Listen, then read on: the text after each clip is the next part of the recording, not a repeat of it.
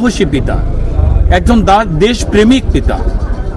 উনি ওখানে গেলেন, অপ্রত্যাশিতভাবে সেখানে উনি মৃত্যুবরণ করলেন।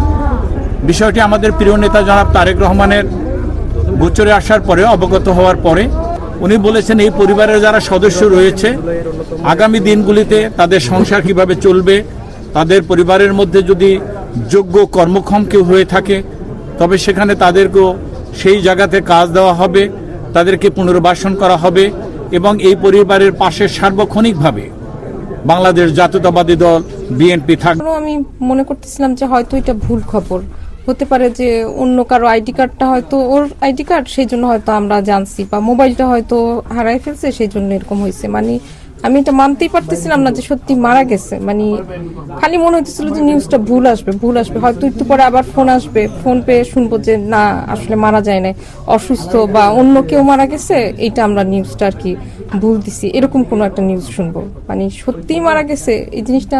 পরে একজন আর কি ছবি পাঠালো যে ওইখানে পড়ে আছে, যে ছবিটা দেখে আর কি বুঝলাম যে হ্যাঁ মারা গেছে। ওইটা দেখার পরে আর কি আমি বুঝতে পারছি যে হ্যাঁ মারা। কি যে ওর মানে নাক থেকে রক্ত পড়তেছে, তারপর কপালে আঘাতের দাগ, আর মানে কেউ আশেপাশে যে লোকজন তারা আর কি হাতে দেখতেছে যে পালস দেখতেছে, বোঝা যাচ্ছে, তারপর বুকে বোঝা যাচ্ছে যে তার মানে শ্বাস প্রশ্বাস হয়তো নাই। মানে ছবিটা দেখলে আপনি বুঝবেন।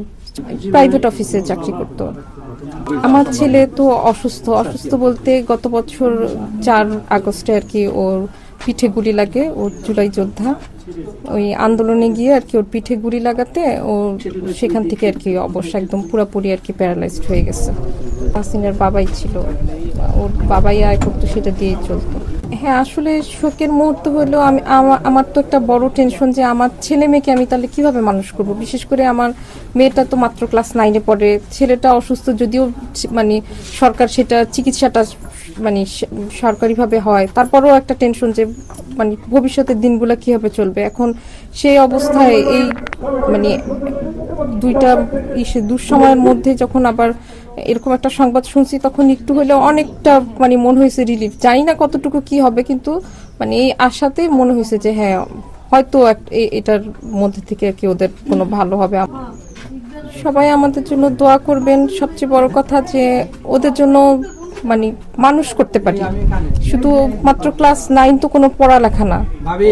আমার মেয়েটাকে ওর বাবার ইচ্ছা ছিল যে ডাক্তারি পড়বে, ও সায়েন্সে মানে এইভাবে দেয়া হয়েছে যে ও ডাক্তারি পড়বে। জানি না কতটুকু কি হবে, যেন সেই আশা পূরণ করতে পারি, ওদের জন্য ভবিষ্যৎটা ঠিক থাকে। আমাদের জন্য কারো কাছে মানে এই আজকে আপনারা সাহায্য করতেছেন, আমরা কিন্তু কোনোদিন কারো কাছ থেকে সাহায্য নাই, কিন্তু আজকে আমরা সবচেয়ে অসহায় একটা পরিবার। মানে আমাদের কয়েক মিনিটের মধ্যে, কয়েক ঘন্টার ব্যবধানে আমাদের যে কি একটা অবস্থা হয়েছে। তো ওদের যাতে ভবিষ্যতের কোনো অসুবিধা না হয়, পড়ালেখা থাকা খাওয়া মানে কোনো অসুবিধা না হয়, এই ব্যাপারটা যদি দেখে তাহলে ভালো হয়। সবাই দোয়া করবেন। তার কোনো ভুল ত্রুটি থাকলে কেউ কোনো তার ব্যবহারে কোনো মনে কষ্ট পেলে সবাই মাফ করে দিবেন, নিজ গুণে মাফ করে দিবেন। তার জন্য সবাই দোয়া করবেন যেন সে জান্নাতবাসী হয়।